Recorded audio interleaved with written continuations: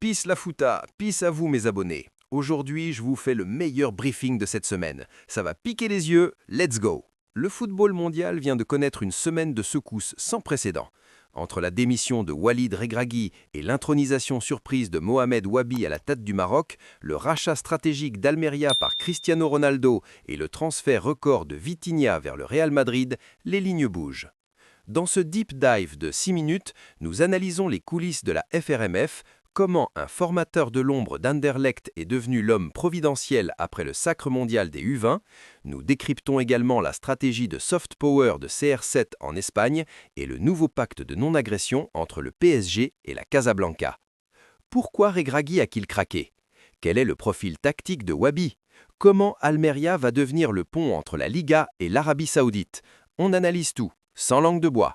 Le football n'est pas une ligne droite, c'est une série de plaques tectoniques qui s'entrechoquent dans l'ombre jusqu'au moment où tout s'écroule. En 24 heures, le paysage que vous pensiez connaître a disparu. Un héros national, Walid Regragui, quitte le navire marocain par la petite porte.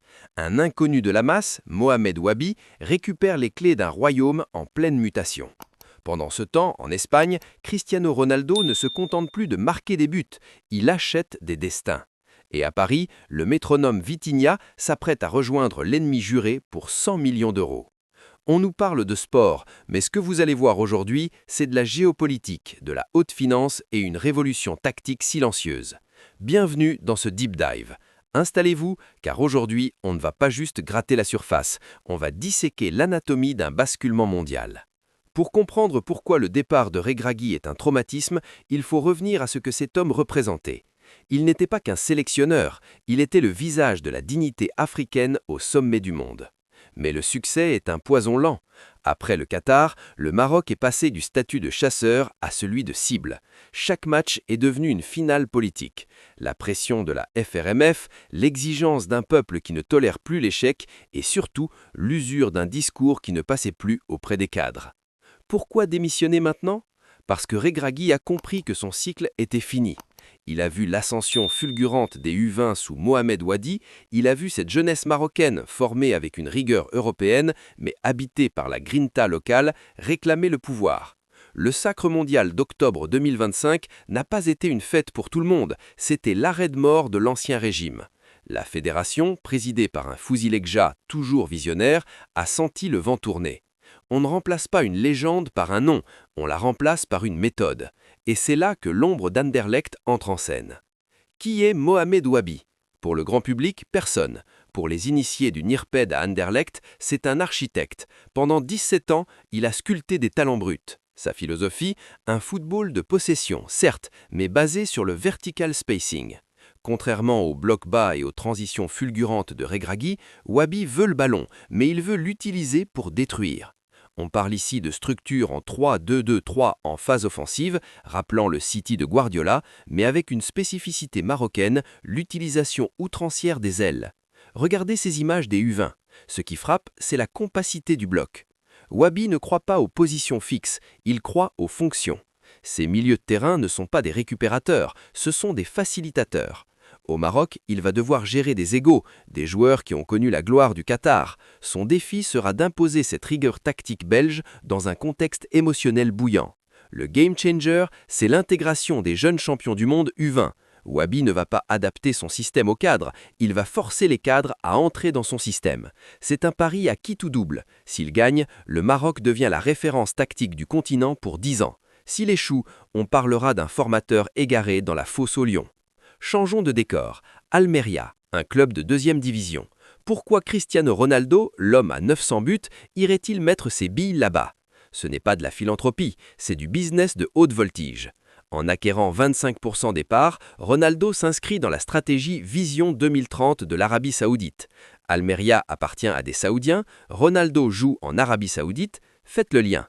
Le club espagnol devient le hub européen pour les talents saoudiens et inversement, une vitrine du soft power de Cristiano Ronaldo en Europe.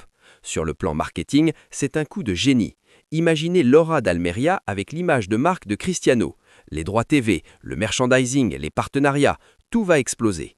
Mais au-delà de l'argent, il y a une dimension sportive. Ronaldo veut préparer sa reconversion. Il ne veut pas être coach, il veut être propriétaire. Il veut construire un club à son image, exigeant, global, invincible. Le fait qu'il se sente proche de l'Espagne n'est pas qu'une phrase de communication, c'est son jardin, là où il a tout gagné. Revenir par la porte des investisseurs, c'est boucler la boucle tout en défiant Florentino Pérez sur son propre terrain, celui de l'influence. Et Vitinha dans tout ça? 100 millions d'euros. C'est le prix de la paix. Entre le PSG et le Real Madrid, les relations étaient glaciales depuis l'affaire Mbappé. Mais l'économie a ses raisons que la passion ignore. Le Real a besoin de cette créativité, de ce lien entre la défense et l'attaque, surtout avec le vieillissement de Modric. Vitinha, c'est le profil parfait. Un joueur capable de résister au pressing, de dicter le tempo. Pour le PSG, c'est un crève-cœur sportif, mais une aubaine financière. Vendre un joueur acheté à 40 millions pour 100 millions après 3 saisons, c'est une gestion saine. Mais le vrai sujet, c'est le signal envoyé. Le Real Madrid ne recrute plus seulement des stars, il recrute des cerveaux.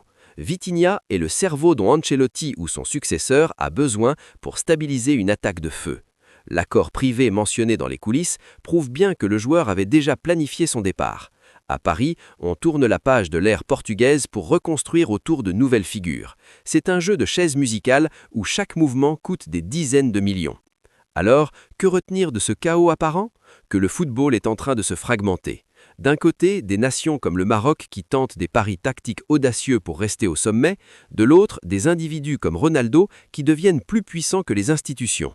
Et au milieu, des clubs comme le Real et le PSG qui redéfinissent les règles du marché. Le Maroc de Wabi sera-t-il plus fort que celui de Regragui?